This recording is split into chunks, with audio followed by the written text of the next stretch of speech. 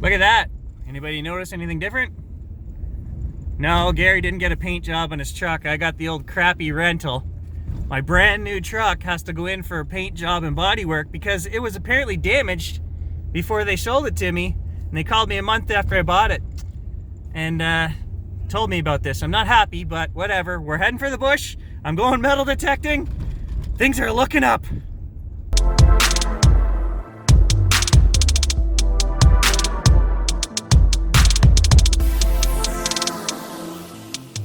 Hey, Gage likes the rental. He gets to ride in the back. Hey, buddy? You like this truck? Because we don't give a crap. Yeah, you want to give me an old piece of junk? The dog's riding up front. And shame on you, omit dealer's name here.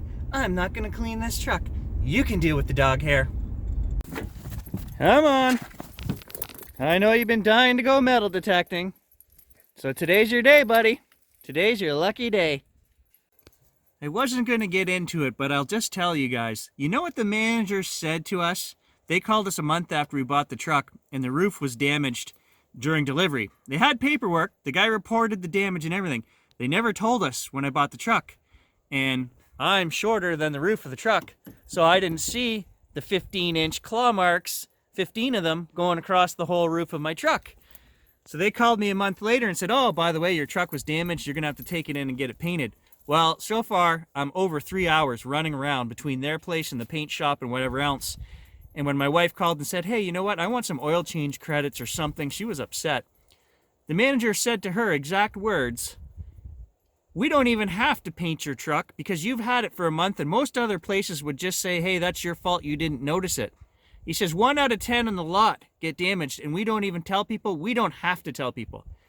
And I'm sitting here thinking, I don't care what you have to tell people. It's all about taking care of a problem in a responsible way.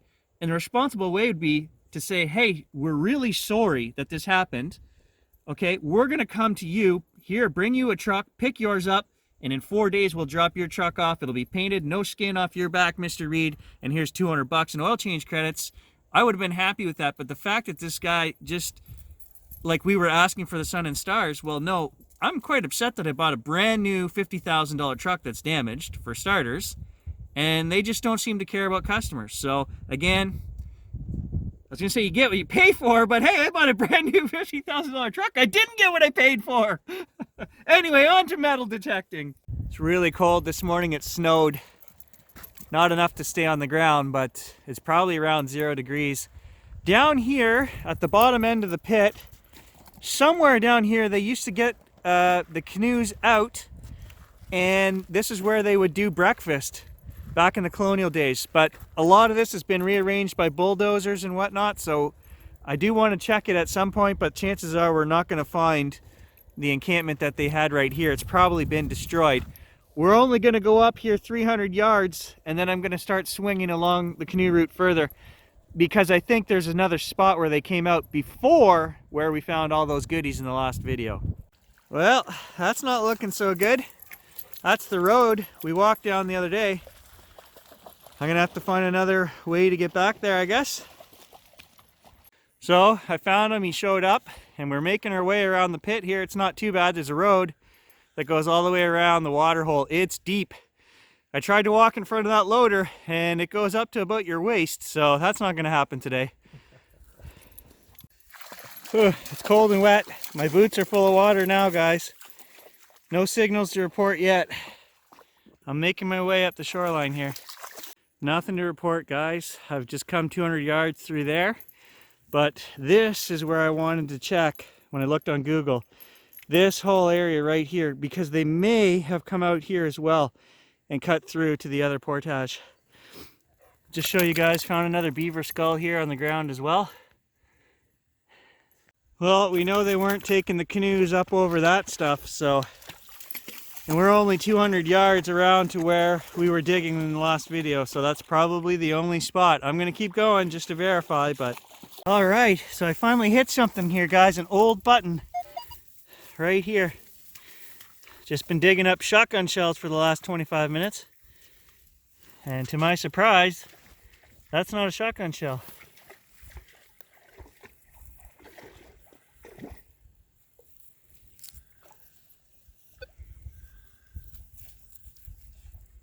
Or is it? It is. It is.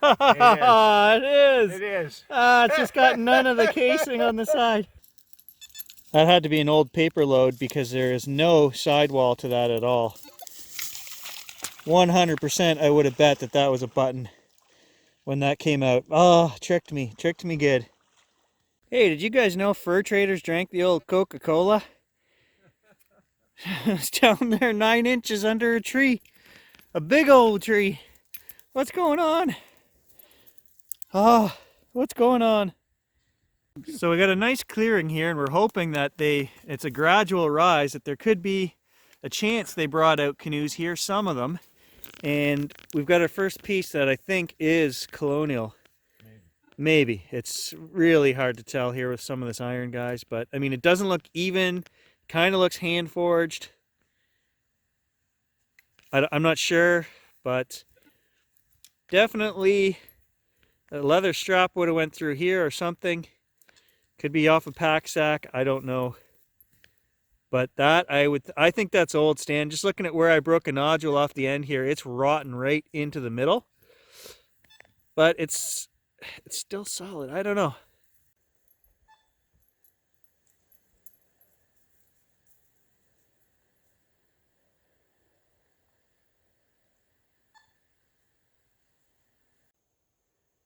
Well, I hope where you guys get to detect it's as beautiful as this. We're not finding a lot of Colonial stuff, but like I said before, it's only very narrow places along the route here where they put in and took out that we're going to find stuff. But man, it's just a gorgeous hike through the bush either way.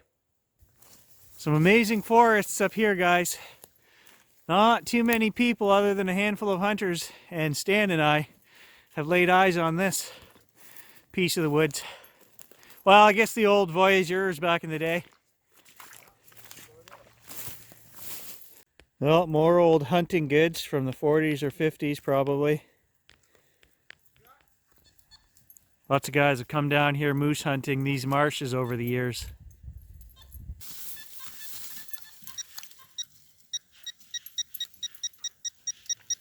Somewhere in there, and it's bloody cold.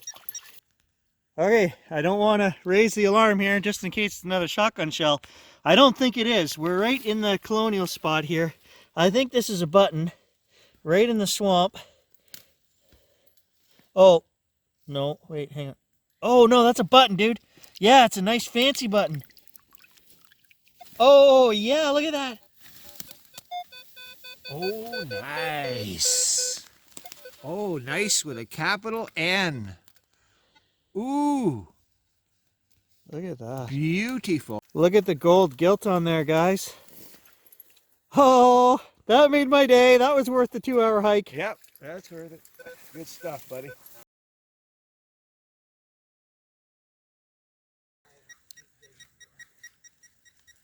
Somewhere way down there. Oh, that's cold.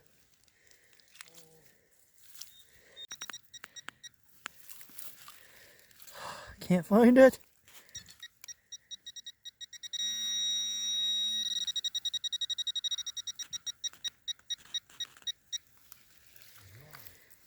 Oh, come on. Ugh. You can see my breath now, guys. Temperature's dropping, but I'm not done. I got the fever. I'm in the swamp, Stan. Stan's lighting a nice fire there for me. I'm still going for it, guys. Okay, guys. I got it. I don't know what it is. Your guess is as good as mine. Mystery mud. Mystery mud. Yeah, is that a tooth? No, it's a rock. Okay. What the?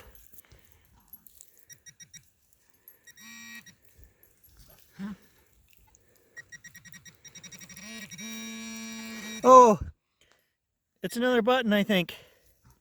Yep. Is so. Oh, yeah. Okay, that was almost worth freezing for 15 minutes. I don't know if you guys can see how red my arm is, but that water is icy. Yeah, that's an oldie, buddy. Look at that, guys. There is some kind of design on there. It's very, very faded. It was a round circle, tiny little dots. You can see them on the top of the button here. And then I think I even see some lettering or something there, but it's almost worn right out. This button is older than the one I found in the last video, which was 1760 to 1790. Look at that. Man, I'm ready to get back in the swamp now. All right. There's another one here. 1 foot away. This is where we just dug the last button. Something else right here. Look at that, it's a ring. No, I lied. Hell, it is. It's a pull ring. Oh, look at that. 400-year-old Colonial goods to this in the next hole. That one definitely wasn't worth digging. All right, gotta take a little quick break here. Oh, yeah. That does it.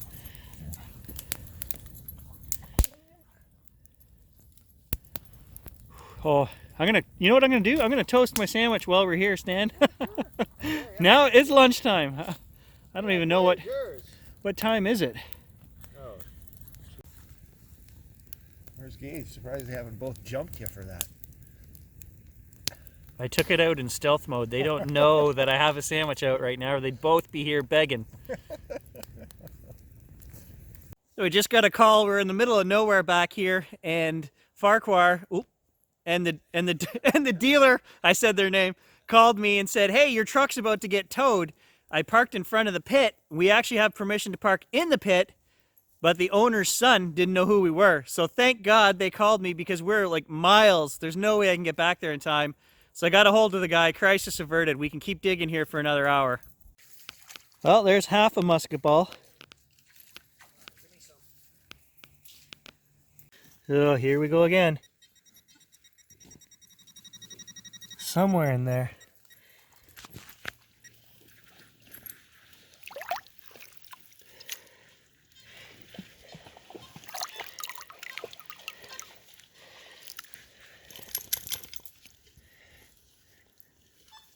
Ugh.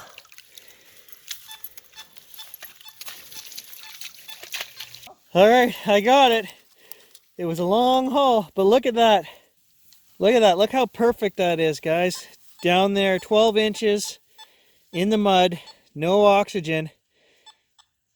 Look at that. That's just like it was poured yesterday. So in the exact same hole that I just pulled that musket ball out of, there was another little iron grunt, and I have something in my hand. I don't know what it is, but it is fancy schmancy. Are you ready for this? Okay, I'm ready. Stan heard the Lay it on me, brother. I don't know what it is. Here it is. With anticipation. Here it is.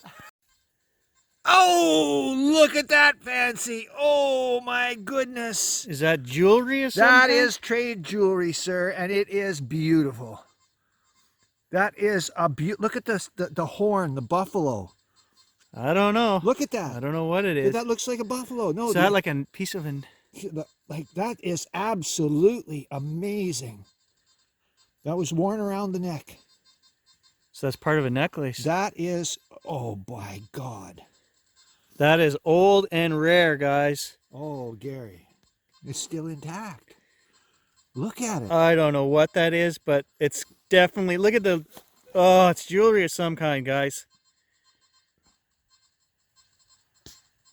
Find a very, that's incredible. Oh, that blows my mind. Yeah, native trade goods, fancy ones. So here's another musket ball, but they didn't do a very good job pouring this one. It's still got the sproul on it, and it's in terrible shape. It's got big wax out of the side of it. That one didn't turn out, that's for sure. Maybe that's why they left it in the ground.